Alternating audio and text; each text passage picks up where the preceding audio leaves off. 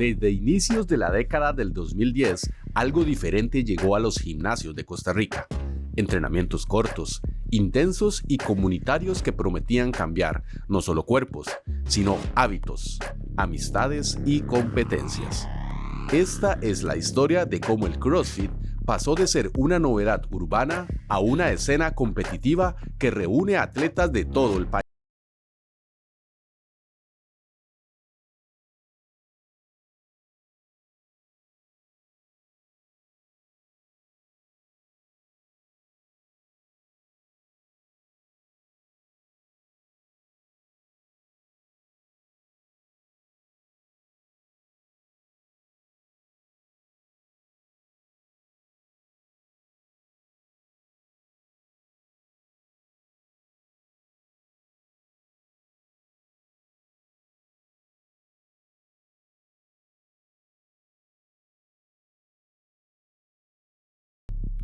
El CrossFit arribó a Costa Rica inicialmente por la modalidad de afiliación, franquicia, y con el entusiasmo de instructores que poco a poco fueron capacitándose siguiendo los parámetros desde el extranjero.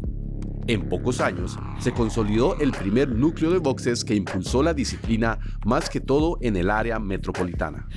Desde que nosotros iniciamos como medio especializado en CrossFit, allá por el 2016, aquel entonces solo existían, que me acuerdo bien, 5 boxes que estaban afiliados a la marca CrossFit como tal.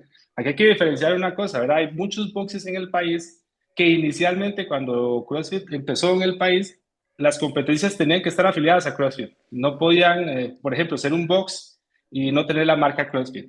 Entonces, al inicio eran cinco boxes que estaban afiliados con la marca CrossFit, pero hubo una limitante, ¿no? O sea, de que si vos no tenías la marca CrossFit no puedes hacer una competencia. Hubo un movimiento muy grande en los siguientes años y para el 2018, creo que cuando 3 años después, ya habían cercanamente a los 35 a 40 boxes afiliados.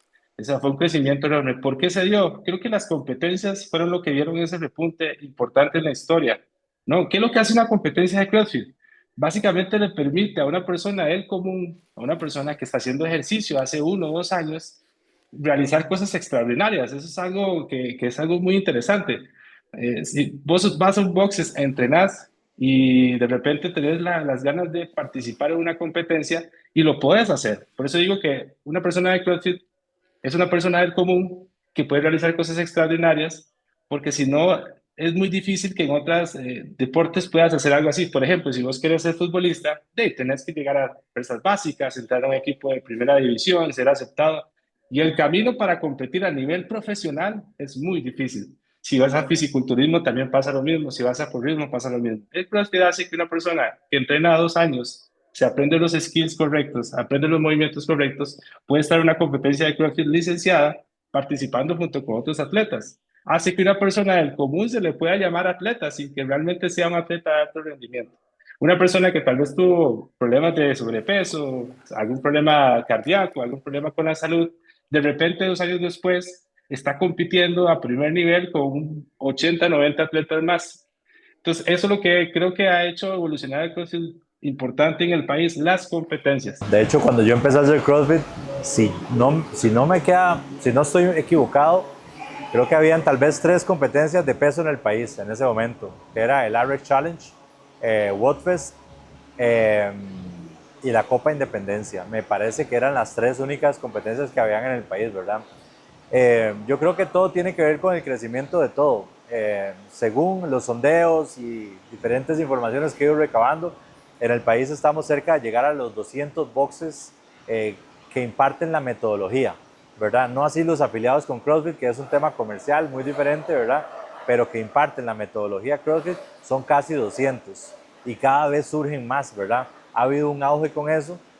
Dichosamente yo creo, dentro de toda mi experiencia en deporte, el CrossFit ya superó la etapa de la posible moda, de esos deportes que se convierten en una moda, ¿verdad? Y que ya se convierten y más bien hicieron la transición a la cultura, ¿verdad? A un deporte que ya es tan popular y además que ha demostrado que la metodología funciona tanto, ¿verdad? Que las personas ni siquiera necesitan saber que en ese gimnasio tienen un rótulo de CrossFit afuera, sino ya por solo ver la metodología lo entienden de esa manera.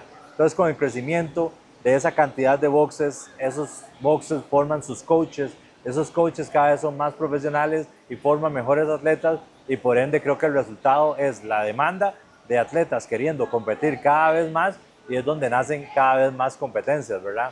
Voy a hacer una cápsula informativa, digamos, para hablar de este tema, porque tal vez ahora la gente, o la gente que empezó a hacer CrossFit este año, el año pasado, hace 2 años, no sufríamos lo que sufríamos nosotros los de antes, porque antes eran únicamente 3 competencias, una en cuartetos, una en tríos y una individual. Y las inscripciones salían, o sea, 2 días y ya no había y se quedó chao. En mi primera competencia, que fue World Games, actualmente WODFEST, de ahí pues habían, a los boxes les daban cierta cantidad de cupos. Era como, ok, tribu, tienen 4 cupos escalados y 4 cupos RX, 2 de hombres y 2 de mujer. Entonces, al menos no sé cómo lo hacían en los otros boxes, pero nosotros hacíamos una compa interna para entonces decidir quiénes iban a ir a representar al box a la compe. Entonces, yo empecé en agosto y obviamente ya tenía un background de un endurance del triatlón y demás.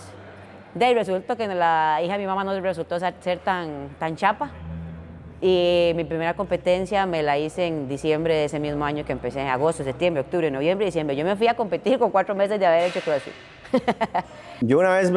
Nosotros una vez aquí como 506 hicimos el RX Challenge. Para mí, que hayan competencias es bueno y es malo. Es bueno porque la gente se expone y aprende y tal vez de esas sensaciones se puede salir un gran atleta. Es malo si los atletas se ponen a competir en todo porque obviamente van a haber lo que hablábamos antes, lesiones o sobrecargas y el progreso no va a ser el mismo. Si vemos a la gente que ha llegado largo en estos años, son muy específicos. Quiero competir en esto, y porque hay que hacer esos procesos de entrenamiento. Hacia 2015, el fenómeno ya se había consolidado. La prensa y agencias internacionales destacaron que Costa Rica contaba con decenas de boxes. En 2015, se reportaron más de 25 gimnasios afiliados en el país, convirtiéndolo en uno de los principales hubs de Centroamérica. Junto al crecimiento de los boxes, surgieron las competencias, eventos locales que reunían atletas individuales y en equipos. Esos festivales iniciaron de manera muy empírica y con muchas limitantes, pero con la idea de forjar espacios para la exposición del creciente número de atletas que buscaban nuevas formas de fogueo. Tú eres una empresa que nace conectada con una comunidad de la que nosotros queremos ser parte. En esa comunidad, nosotros siempre que podamos vamos a traer cosas que la gente disfrute.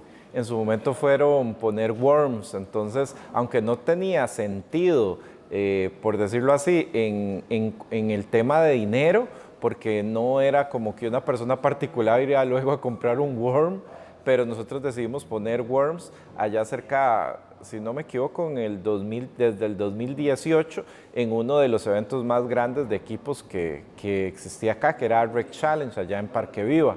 En ese momento creo que eran casi 500 competidores, que eran entre individuales, equipos y demás, y fueron muchas pequeñas innovaciones que nosotros dábamos como sorpresa dependiendo del evento. En cierto momento fue meter chalecos, entonces un evento full de chalecos, las Axel Bar, hubo un evento que nadie sabía, pero en la final decidimos traer rampas, entonces estaban escondidas en el camión y en el último segundo se anunció el evento, la final, se sacaron las rampas y fue súper emocionante.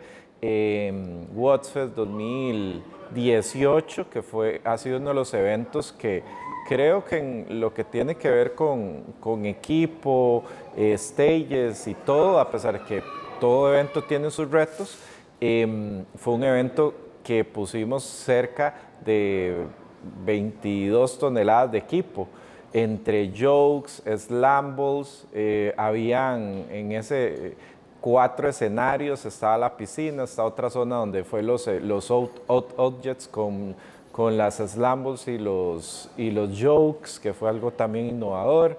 en otro que había otro rack de 20 estaciones y en una cancha y en el stage principal, que en ese momento fue un rack creo que de 16 estaciones en el 2018 y con piso y un montón de cosas que fue un evento que se salió de las dimensiones y vinieron atletas de toda Centroamérica y de otros lugares. De lo más élite en el país, me parece que Woodstock ha hecho la diferencia año con año. Ahora Battle Warriors últimamente está haciendo las cosas cada vez mejor, ¿verdad? Me parece que ellos producen un gran producto, son más masivos, ¿verdad? Son más inclusivos, incluyen muchas categorías y eso lo cual es bueno porque no solamente hay la categoría élite, sino que hay muchas más, ¿verdad? Y ellos le dan la oportunidad. Me parece que WOTFest se ha sostenido en el tiempo, ¿verdad? Creo que la programación de esa competencia no la tiene nadie, ¿verdad? Te ponen a nadar, te ponen a andar en bicicleta, te ponen a hacer aguas abiertas y esa ideología de ellos me parece excelente a mí. En lo personal, creo que una de las competencias más populares también del país es Palmawood, ¿verdad? A la gente le encanta el hecho de ir a competir a ese lugar. Yo creo que ese recinto es lo que hace la competencia, ¿verdad? Es una competencia que no se complica, no lleva máquinas, no lleva bicicletas, ni remos, ni nada. El solo hecho de estar en ese hervidero, en esa olla de presión, creo que a los competidores los vuelve locos y año con año es un éxito, ¿verdad? Ahí creo que ya te estoy mencionando 4. La Copa Independencia también tiene muchos años de existir, ¿verdad?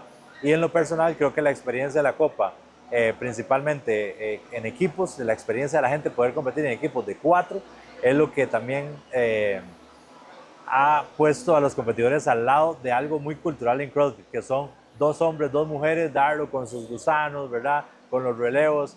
Entonces yo pensaría que esas 5 competencias lo han hecho muy bien en los últimos años. Ahorita hay 25 competencias. No quiere decir que las otras 20 lo hacen mal, sino que estas ya han venido pues haciéndolo cada vez mejor en los últimos años, pero sí creo que vienen otras muy fuertes también empujando, ¿verdad?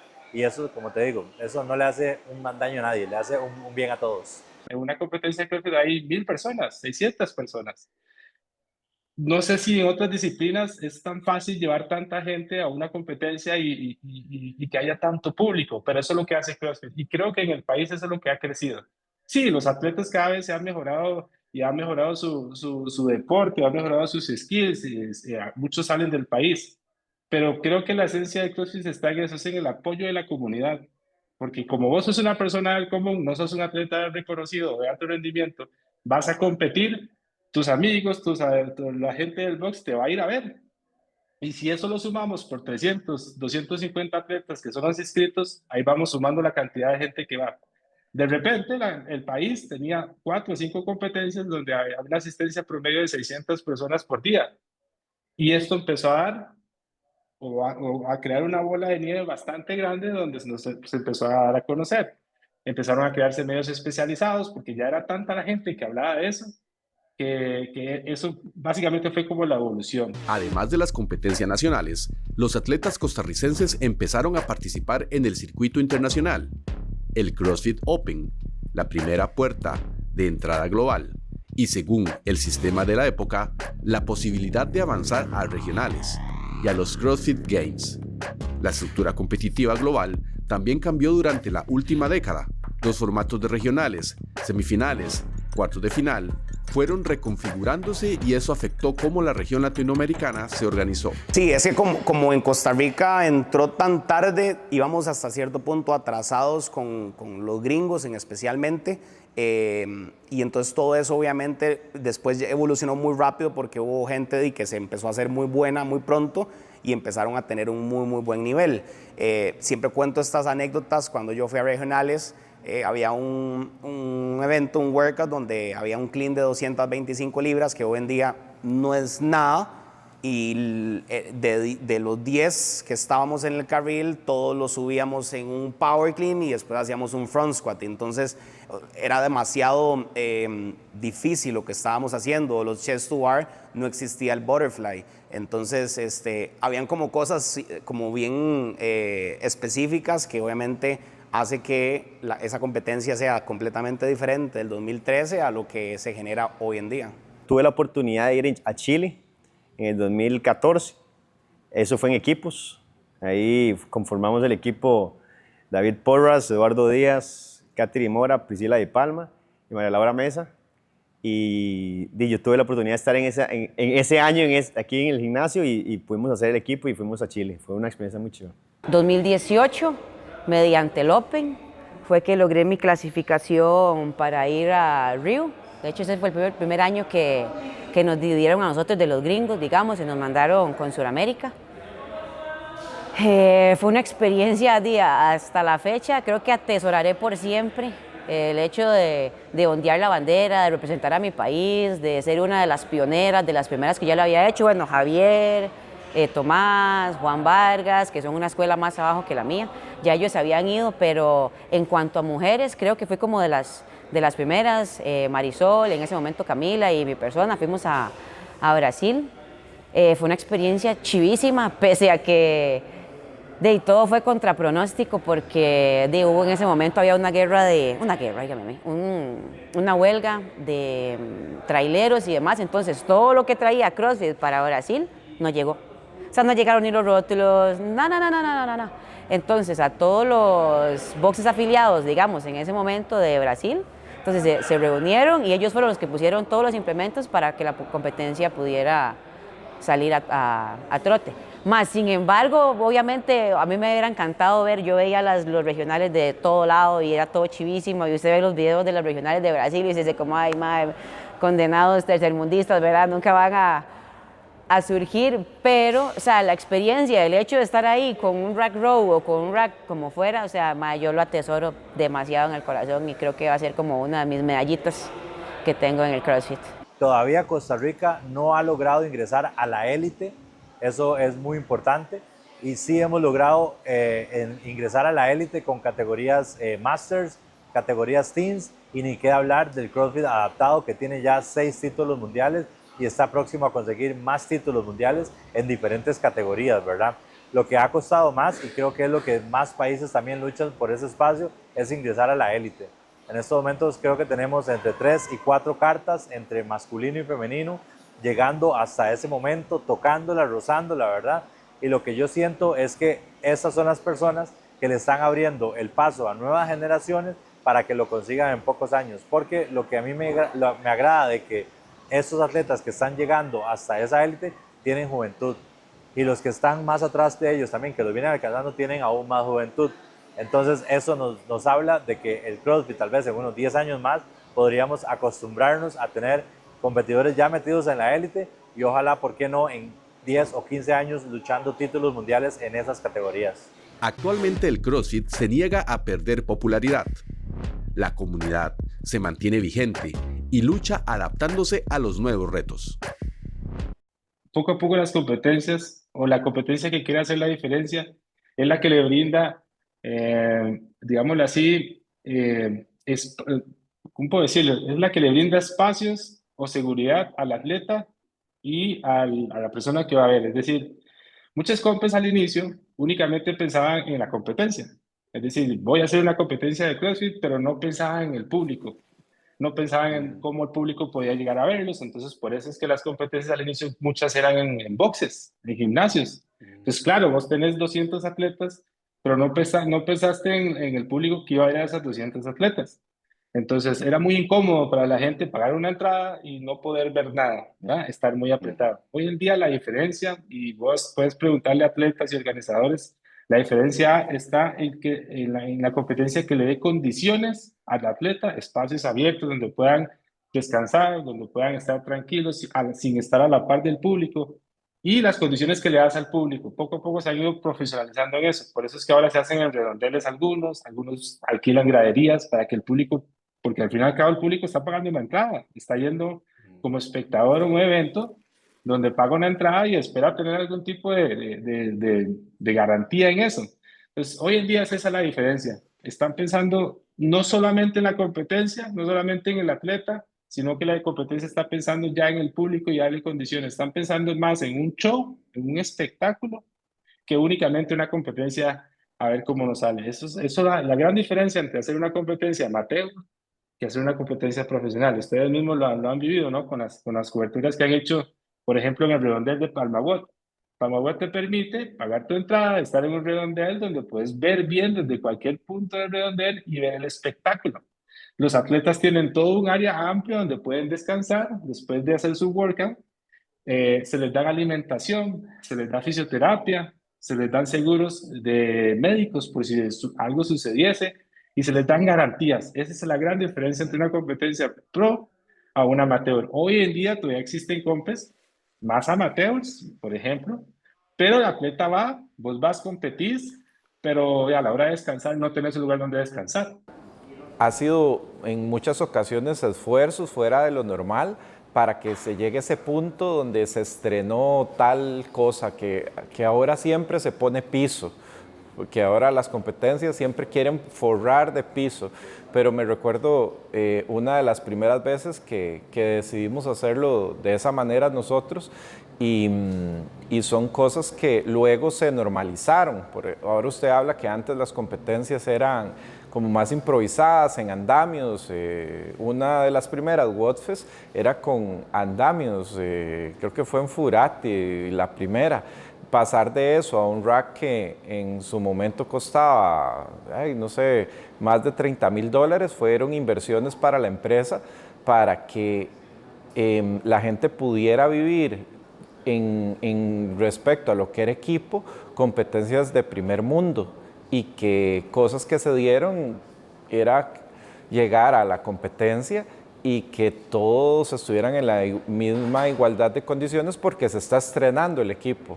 Entonces llegar a una competencia y que se estrenaban en el primer hit 24 barras, fueron muchas constantes de todos estos años, y que cosas que antes tal vez eran tolerables, ahora ya no lo eran, porque antes se usaba el mismo equipo del box, entonces una barra era la que más giraba, la otra la que no, pero de todo eso, después de que empezamos a nosotros involucrarnos de esa manera y también generar un modelo de negocio que también va evolucionando, fueron la forma en la que mejoramos la experiencia en los eventos, y que también nosotros crecimos con eso, porque mucha gente nos conoció siendo parte de los eventos.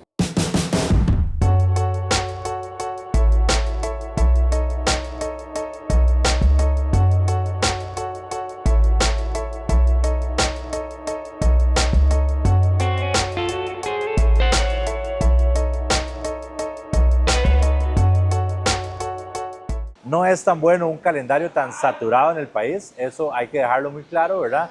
Pero para los atletas eso no significa, eso no los perjudica, los beneficia, porque pueden establecer un calendario al año, donde ellos pueden programar sus competencias, una en equipos para enero, una individual para mitad de año y otra para final de año. Tienen para escoger, ¿verdad?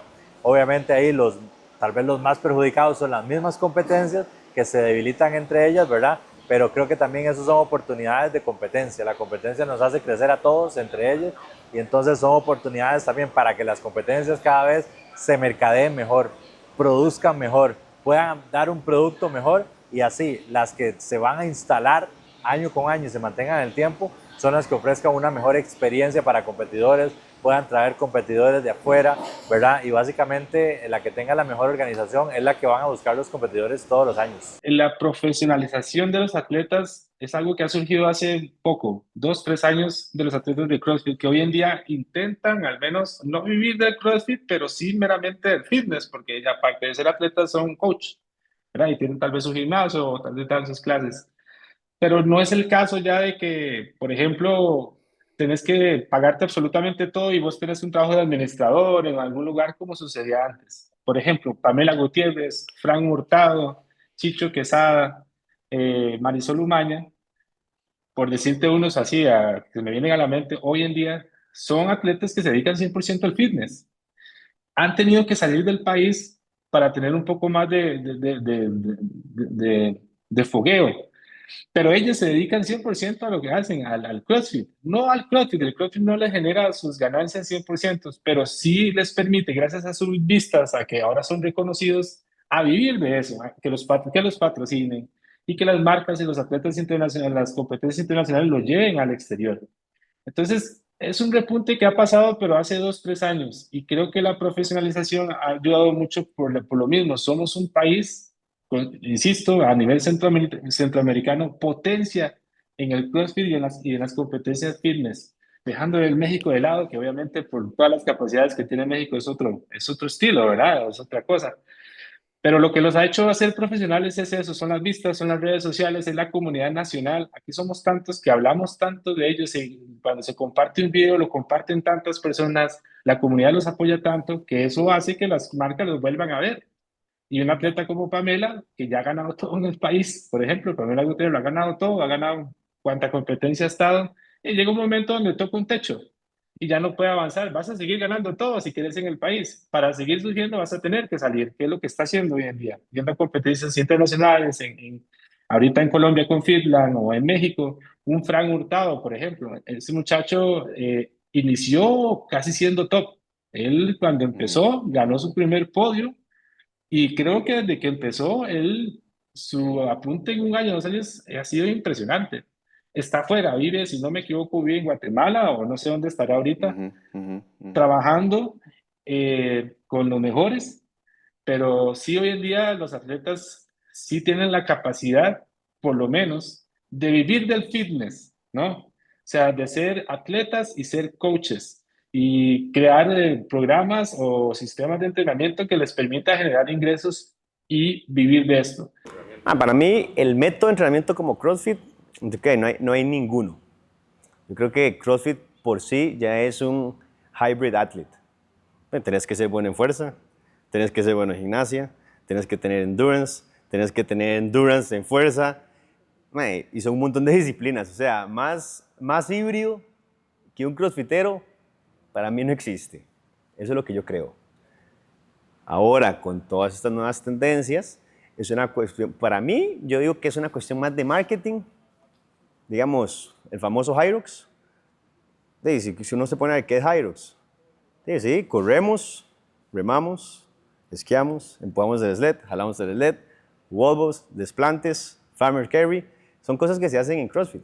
¿Pero qué? Pero no son cosas tan avanzadas.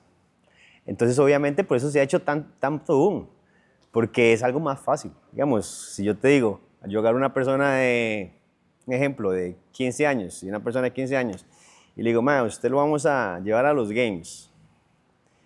O le digo, usted vamos a intentar de que gane un Hyrox. Tal vez en los games nunca llegó, pero tal vez en el Hyrox sí. ¿Por qué sí? Porque hay que trabajar mucho la capacidad aeróbica. Por lo menos ese es mi criterio. Yo no tengo que trabajarle tanto la fuerza a este muchacho que quiera hacer Hyrox. En cambio, en CrossFit tenés la fuerza. Para nadie es un secreto. Ganar fuerza es demasiado difícil, pero ganar aire es muy fácil.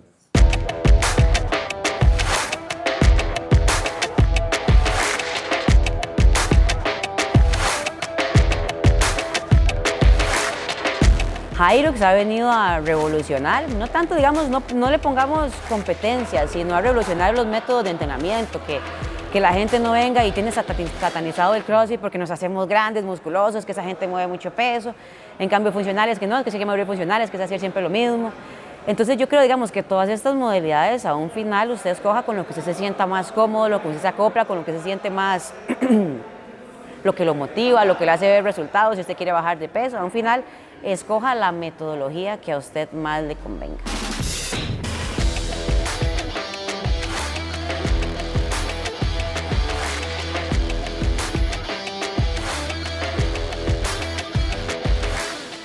No creo que Hyrox vaya a superar a CrossFit porque son dos cosas completamente diferentes, son dos marcas muy grandes.